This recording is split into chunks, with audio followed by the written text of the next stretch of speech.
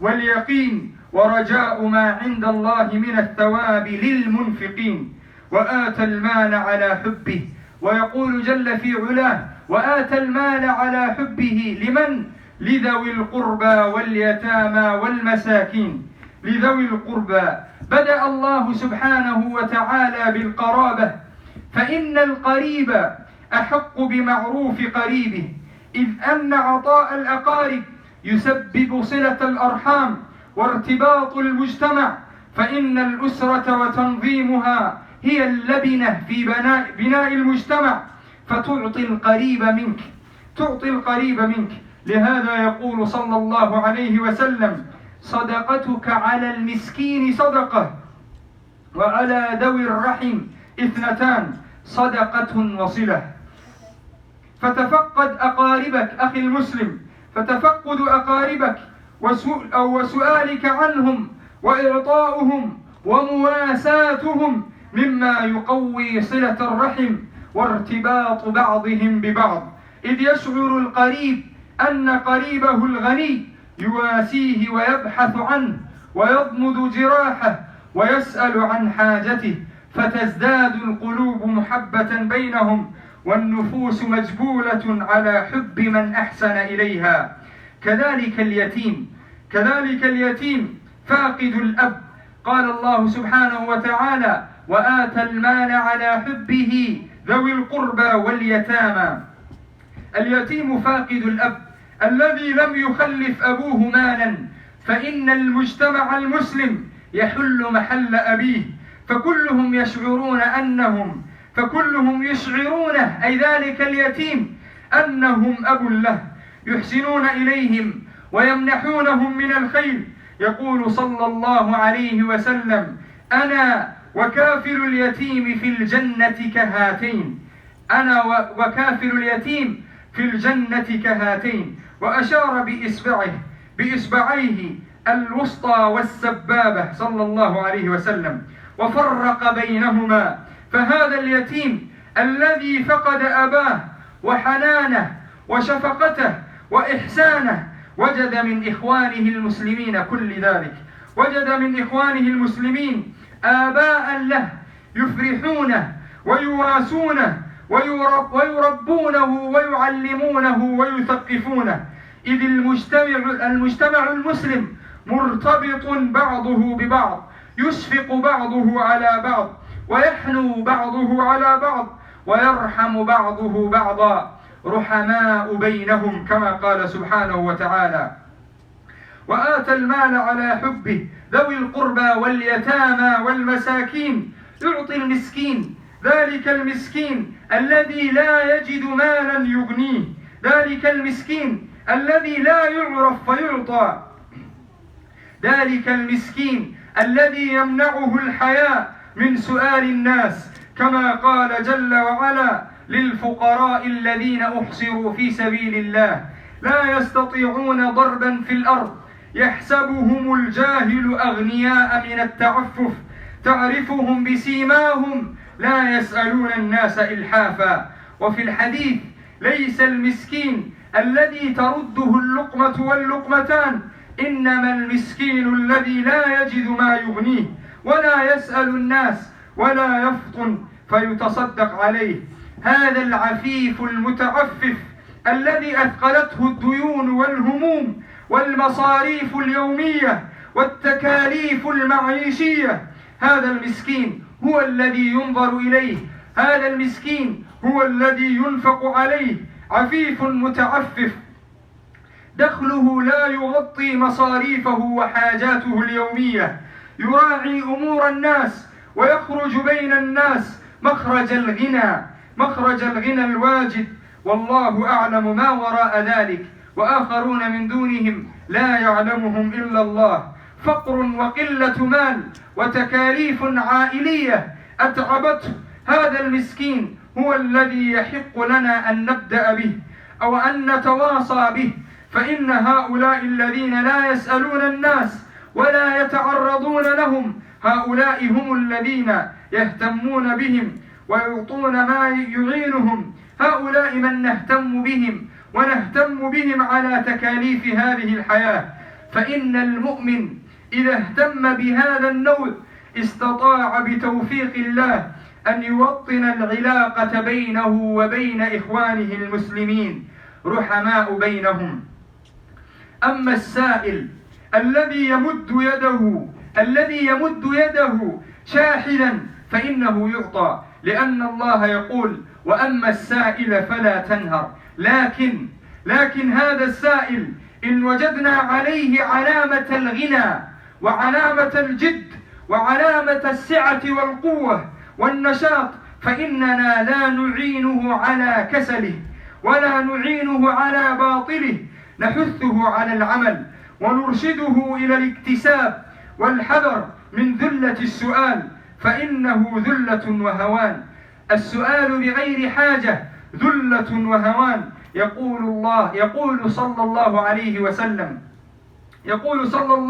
وسلم: من سأل الناس أموالا تكثرا، أي بغير حاجة، من سأل الناس أموالا تكثرا جاء يوم القيامة وليس في وجهه مزعة لحم.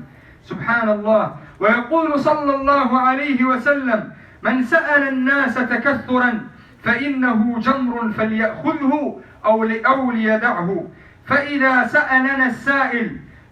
سألنا السائل ونرى إشارة القوة عليه فإنا ننصحه ونوجهه ونحذره من هذه الصفة الذميمة. جاء رجلان إلى النبي صلى الله عليه وسلم يسألانه فقلب فيهما نظر إليهم رسول الله صلى الله عليه وسلم فرآهما جلدين فقال: إن شئتما أعطيتكما، ولا تحل صدقة لغني ولا لذي قوة مكتسب. أحثه أو مما نرى من حديث رسول الله صلى الله عليه وسلم أن نحث الناس على العمل ونرشدهم على التكسب الحلال المشروع، ونحذرهم من ذلة السؤال الذي لا يفيده بل يزيده ذلا وخمولا، بل نحثه على العمل ونوجهه على ذلك، فإن هذا هو المطلوب. وفك الرقاب، الآية تحث على فك الرقاب. وآتى المال على حبه ذوي القربى واليتامى والمساكين وابن السبيل والسائلين وفي الرقاب وهؤلاء من قال الله تعالى فيهم: وفي الرقاب. كان في أول الإسلام أبيح الرق لطريقة شرعية واحدة، وهي إذا قاتل المسلمون كفارا، فمن قاتل من الكفار وأسر منهم كان المأسور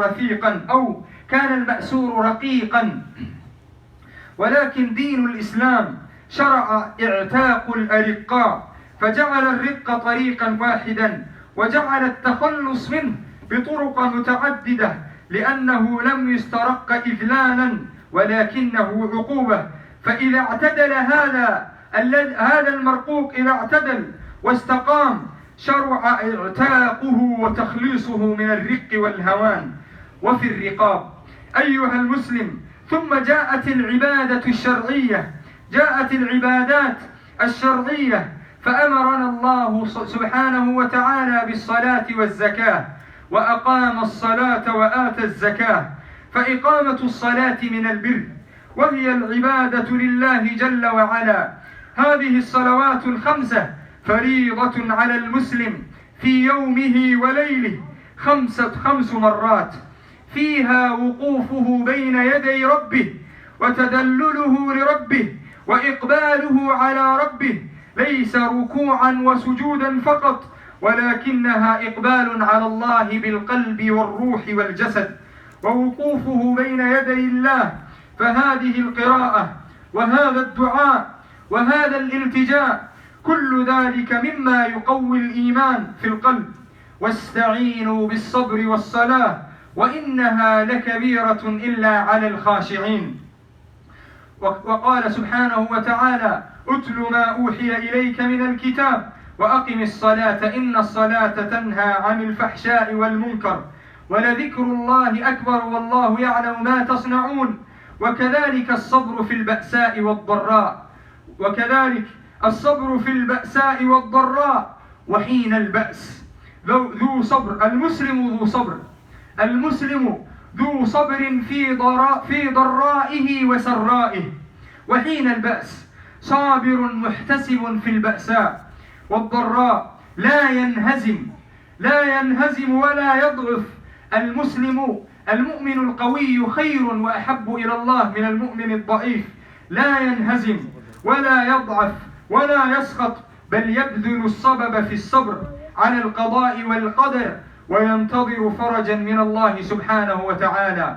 فإن مع العسر يسرا، إن مع العسر يسرا. ويقول سبحانه وتعالى: ومن يتق الله يجعل له مخرجا ومن يتق الله يجعل له من أمره يسرا. ثم قال: والموفون بعهدهم إذا عاهدوا. في الإسلام حث على الوفاء بالعهود والتزامها، فإن الوفاء بها مصلحة للإفراد والجماعة، بل للأمم والشعوب عموما. فإن الناس بلا عهد ولا ميثاق لا يؤمنون على حقوقهم ولا يطمئنون عليها. والوفاء بالعهود من أخلاق الإسلام. قال الله سبحانه وتعالى: وأوفوا بالعهد إن العهد كان مسؤولا. وعدم الوفاء بالعهود من علامات النفاق. قال صلى الله عليه وسلم: وإذا عاهد غدر. وإذا وفى من علامات المنافق 3: إذا عاهد غدر. عهد، والوفاء بالعهد عهد بينك وبين ربك في طاعتك له. هناك عهد بيننا وبين الله سبحانه وتعالى، ويكون ذلك في طاعتنا لله والإخلاص له وتنفيذ أوامر الله واجتناب نواهيه. وهناك عهد بيننا، أي عهد بين الخلق في التعامل العام، في البيع والشراء والاستئجار وغير ذلك من التعامل. ثم قال الله سبحانه وتعالى: أولئك الذين صدقوا. أولئك الذين عملوا كل ذلك، آمنوا بالله واليوم الآخر والملائكة والكتاب والنبيين، وآتوا المال على حبه ذوي القربى واليتامى والمساكين وابن السبيل والسائلين، وأقاموا الصلاة وآتوا الزكاة ووفوا بالعهد. أولئك هم، قال الله سبحانه وتعالى عنهم: أولئك الذين صدقوا، أي أولئك هم الصادقون وأولئك هم المتقون. أقول ما تسمعون